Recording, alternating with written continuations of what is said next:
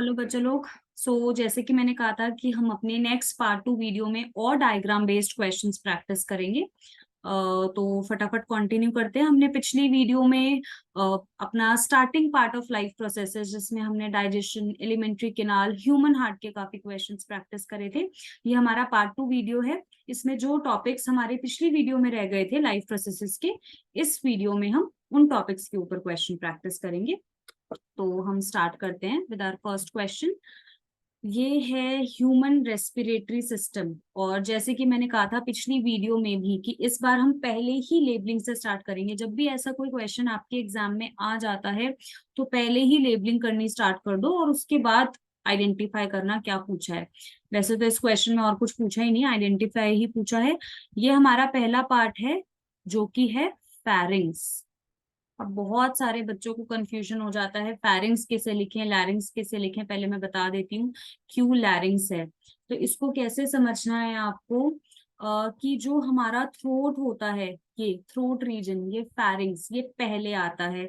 तो पहले प से पहले पी, पी फॉर फेरिंग्स, तो ऐसे याद रख सकते हो। पहले क्या आता है तो ऐसे ध्यान रखना, ठीक है। पी से पहले और पी से ही फेरिंग्स। तो अब ऐसे आपको याद रहेगा कि फेरिंग्स जो है वो पहले आता है। तो ऊपर फेरिंग्स होता है और नीचे बिल्कुल यहाँ पर जहाँ पे अगर आप हाथ रखोगे आपको वाइब्रेशन फील होगी अपने वोकल कॉर्ड्स की, इसको हम लैरिंग्स कहते हैं। लैरिंग्स हमारा वॉइस बॉक्स भी होता है जिसके अंदर वोकल कॉर्ड्स होती हैं हमारी, ठीक है। फिर उसके बाद आर यहाँ पे है हमारा ट्रैकिया, ठीक है। ट्रैकिया जो कि जिसे हम विंड पाइप भी कहते हैं, है ना, जिसके ऊपर शी नहीं, सी शेप के कार्टिलेजिनियस रिंग्स होते हैं। यहाँ पे मार्क नहीं हुआ हुआ, लेकिन हमें मार्क करना हो तो इनको हम रिंग्स ऑफ कार्टिलेज भी बोलते हैं। ये रिंग्स ऑफ कार्टिलेज की शेप क्या होती है, ध्यान रखना, ये हाफ रिंग होते हैं सी शेप के, ताकि ये कोलैप्स ना कर जाए हमारा ट्रैकिया, ठीक है। एस लंग्स हैं, ये तो बहुत इजी था आइडेंटिफाई करना। जो पहली ब्रांच, ये पहली बार पहला डिवीजन हुआ है ना, पहली ब्रांच, इस पहली ब्रांच को हम कहते हैं ब्रोंकाई, ठीक है। आप बहुत जगह पढ़ोगे। वैसे अगर हम इसे टेक्निकली बोले तो ये प्राइमरी ब्रोंकाई है, पहला डिवीजन है ना, तो प्राइमरी ब्रोंकाई।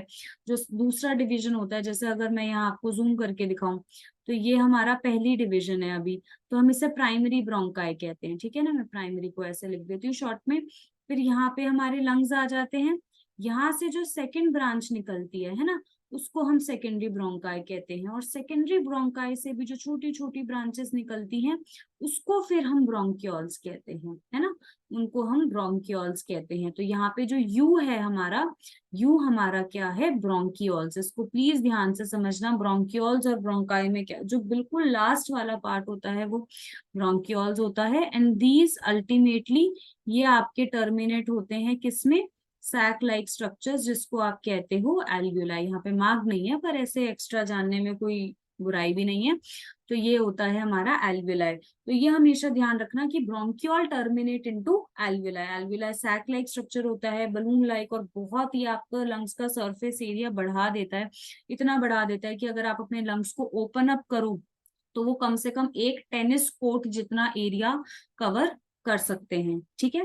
तो ये हमारे ह्यूमन रेस्पिरेटरी सिस्टम के कुछ इंपॉर्टेंट लेबलिंग्स हैं। फिर इस पे आपके ऐसे क्वेश्चंस भी आ सकते हैं, जैसे कि आपसे पूछा जा सकता है विच of the labeled part is responsible for the gaseous exchange, या which is the main site for exchange of gases, है ना, ये पूछा जा सकता है। तो इसमें हो जाएगा हमारा alveoli, है ना।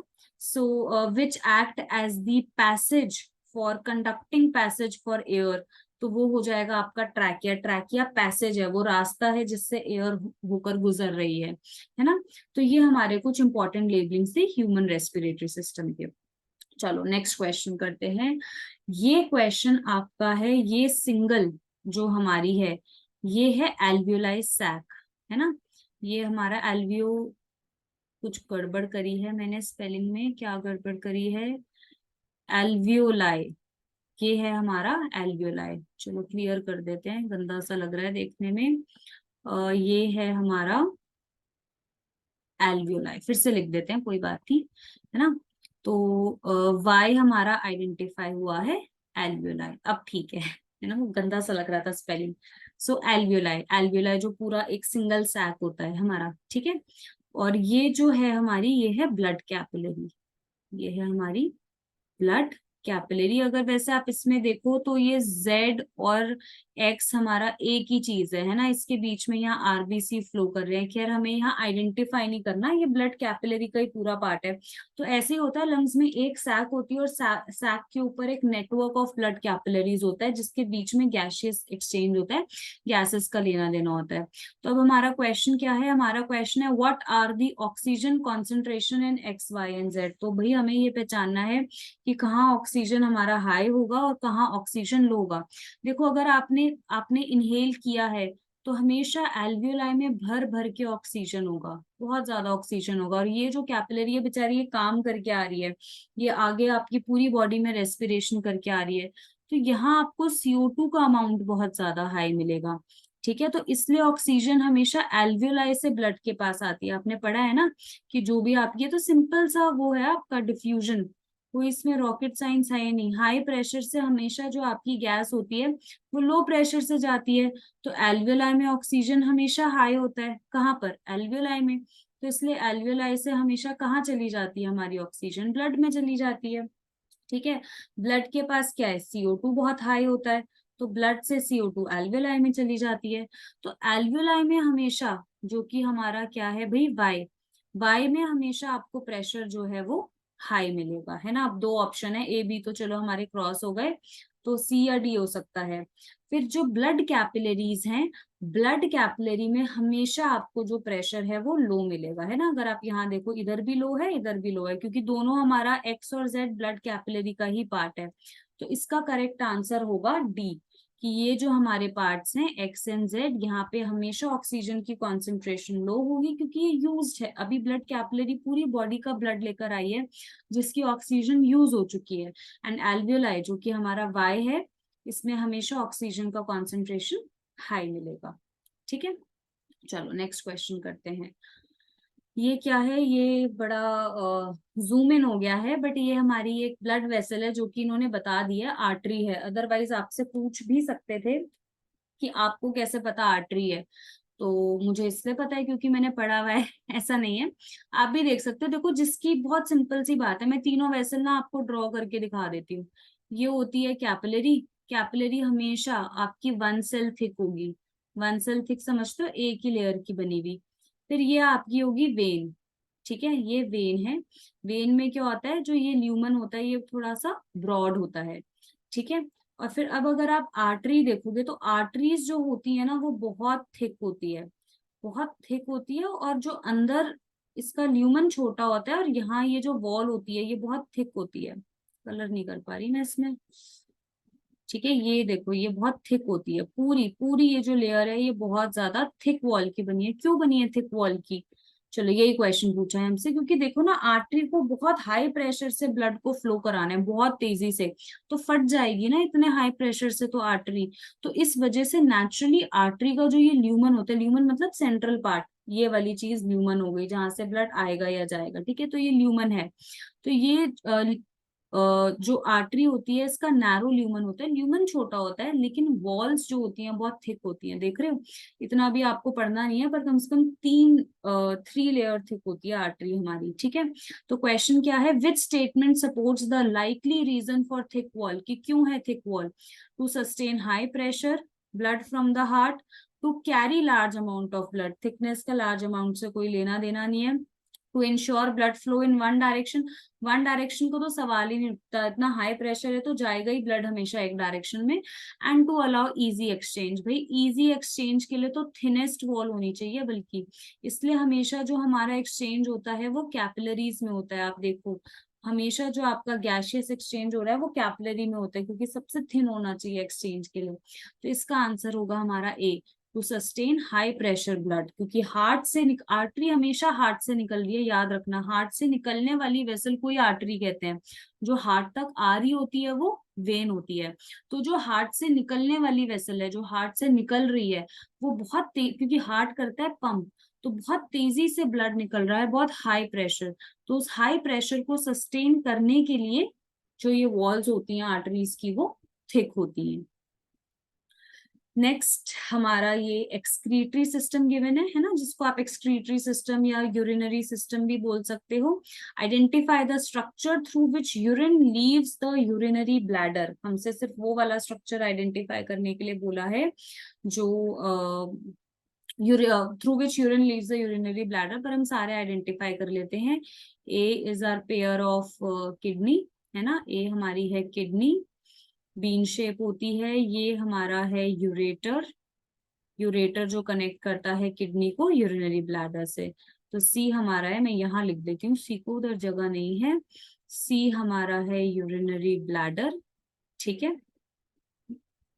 और डी इज यूरेथ्रा, यूरेथ्रा भी बोल सकते हो, यूरेथ्रा भी बोल सकते हो, और क्या बोल सकते हो, यूरिनरी ओपनिंग भी बोल सकते हो। बच्चे ना कई बार कंफ्यूज हो जाते हैं, यूरेथ्रा यूरिनरी ओपनिंग सेम ही बात है, कोई फर्क नहीं है, ठीक है। तो हमसे क्या पूछा, identify the structure through which urine leaves the urinary bladder. देख लो कितना सिंपल क्वेश्चन है, पर कैसे इनडायरेक्टली पूछा है।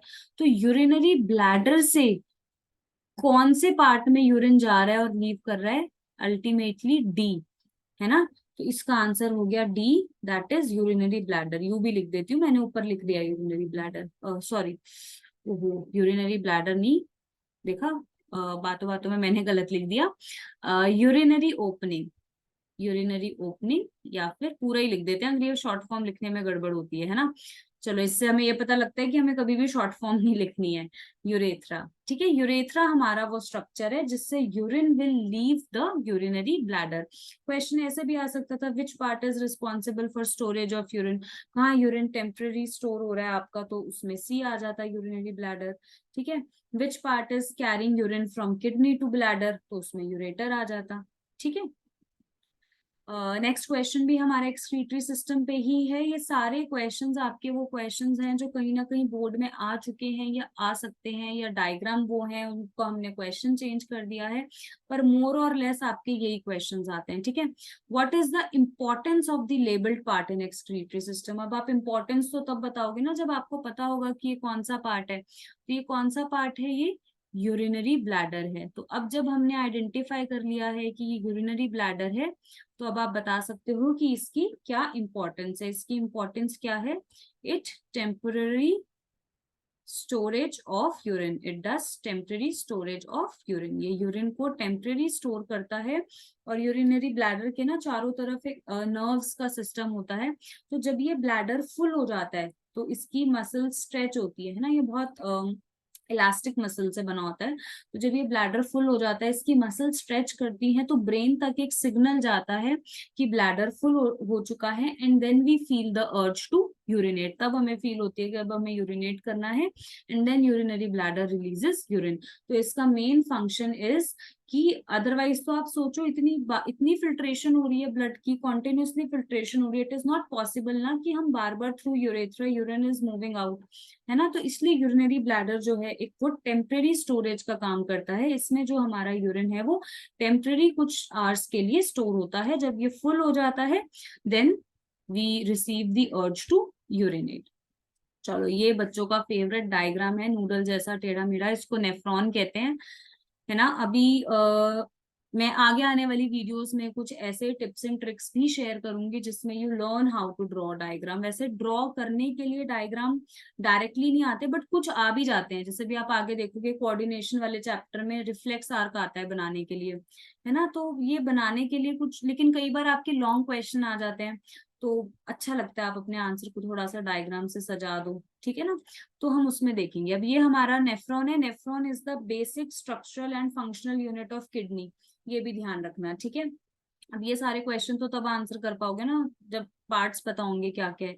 तो पहले लेबलिंग कर लेते हैं।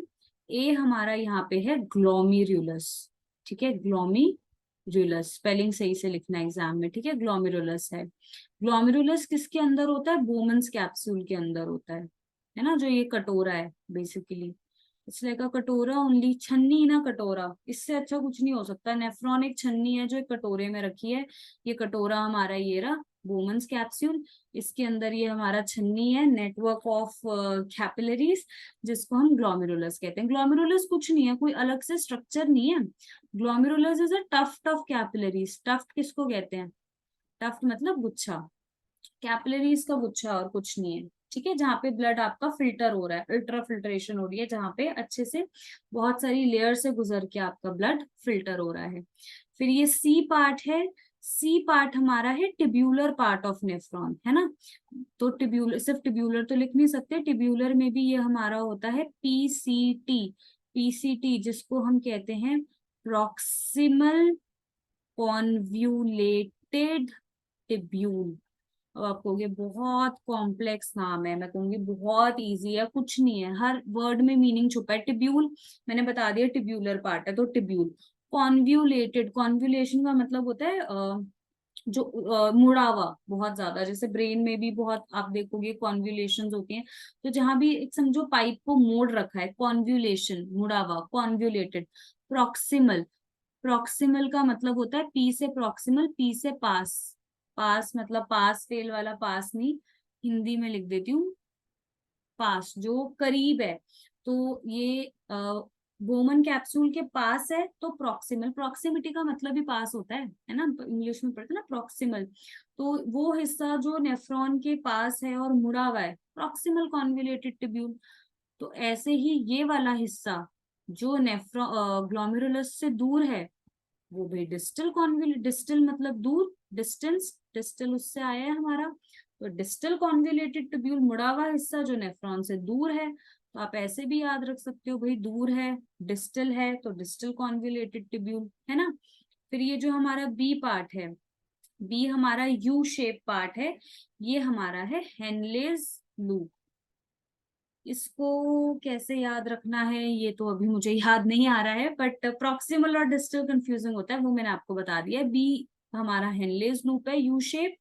और यहाँ पे ई आ जाता है हमारे पास एंड में, कलेक्शन का जो काम होता है, एंड में ही होगी ना कोई भी चीज कलेक्ट, तो उसको हम कहते हैं कलेक्टिंग डक्ट। तो बेसिकली हमारा नेफ्रॉन दो हिस्सों में बटा हुआ होता है, एक फिल्ट्रेशन बोमन्स कैप्सूल और टिब्यूलर पार्ट। ठीक है, इतना आप ध्यान रखना।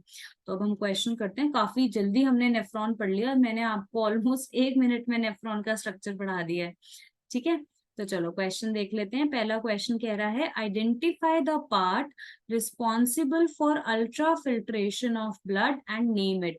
पहले तो बता दूं, अल्ट्रा इसलिए कहते हैं, यहाँ पे अल्ट्रा का क्या मतलब होता है?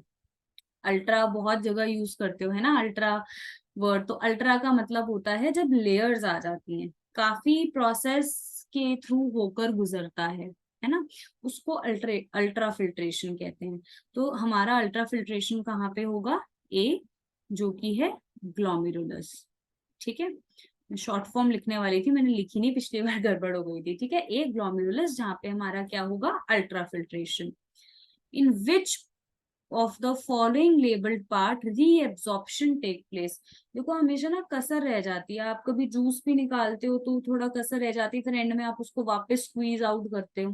तो ऐसे ही जब फिल्ट्रेशन हो रही होती है ना, कुछ कुछ इंपॉर्टेंट चीजें जो होती हैं वो रह निकल जाती हैं, तो हमें दोबारा रीएब्जॉर्ब करना पड़ता है।